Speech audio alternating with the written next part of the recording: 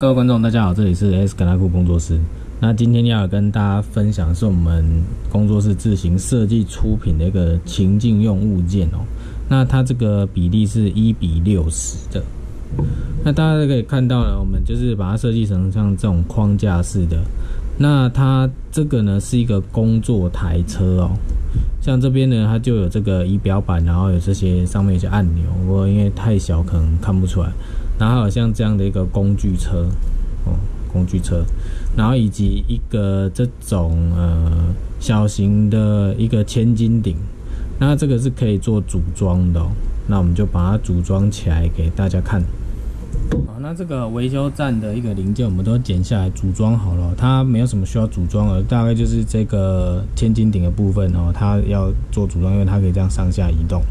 好，那再来呢就是这个维修台呢，它下面有一个这个孔位哦，那你可以插这个3对4的一个零件，然后它就可以去安装在一些有孔位的地方。然后还有就是像这个台车，那这台车呢，它左右边都一样哦。那这个控制台呢，这上面有一些按钮，然后后面这边我们有做这个管线的部分，那你可以自己去拉那个线的那个零件哦。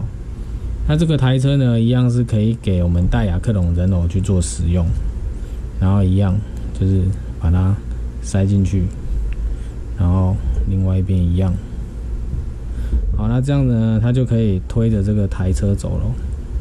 不过我们台车好像设计的比较矮一点，所以呢，它要推的时候就比较困难一点哦。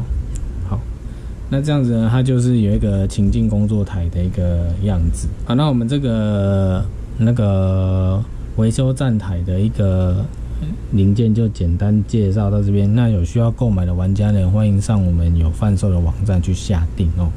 那我们影片就到这里，谢谢大家，拜拜。